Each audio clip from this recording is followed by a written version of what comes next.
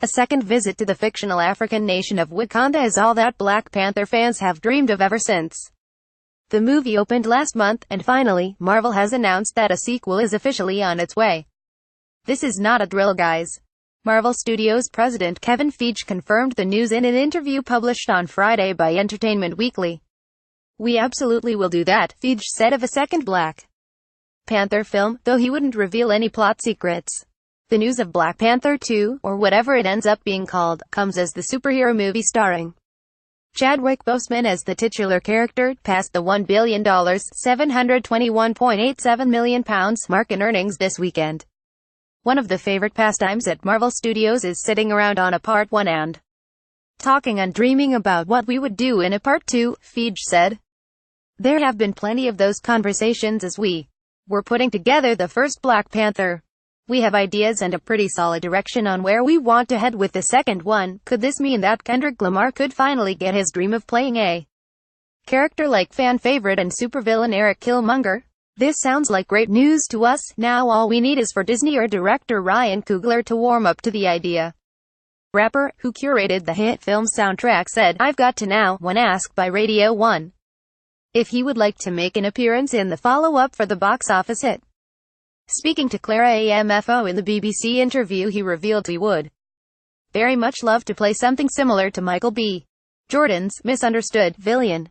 "And you know what, we would love to see Kendrick walking around in the fictional African nation of Wakanda as a rival to the hero." The humble rapper explained, "I really enjoy Killmonger's character, just off the simple fact that he was a villain. But he came with some real talk. He was a villain, but he was loved and misunderstood. So if I could, I'd play a Killmonger for sure." On top of its stellar run thus far, it earned a further $9.9 million (£7.1 million) on its fourth Friday of release, which, according to Forbes, set it in good stead for a $41.5 million (£30 million) weekend gross, which will not only earn its fourth box office topping in a row, but will boost its earning up to $530.8 million.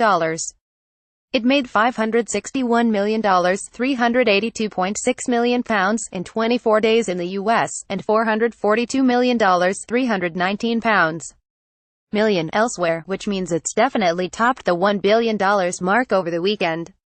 It's the 33rd movie in the history of movies that ever movied to surpass this figure in adjusted global grosses, which isn't gross in the slightest, making it the 16th from Walt Disney and the 5th from the MCU. It's still got some competition as it storms past this weekend to ace its predecessors and trump the earnings of The Dark Knight $1 billion, The Dark Knight Rises $1.085 billion, and Captain America: Civil War $1.153 billion, who all reached that figure on their fourth weekends. Then there's Iron Man 3, $1.215 billion, Avengers: Age of Ultron, $1.4 billion. If it does that, which, let's be honest, it's definitely on track to, it'll cement its place as the biggest solo superhero flick of all time.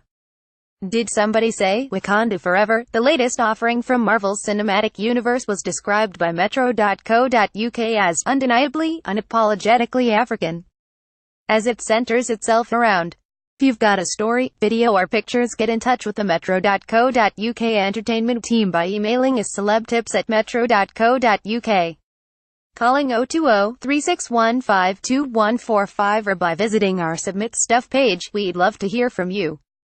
More. Black Panther's Ryan Coogler writes the sweetest ode to a Wrinkle in Time director Ava DuVernay. More. Michael B.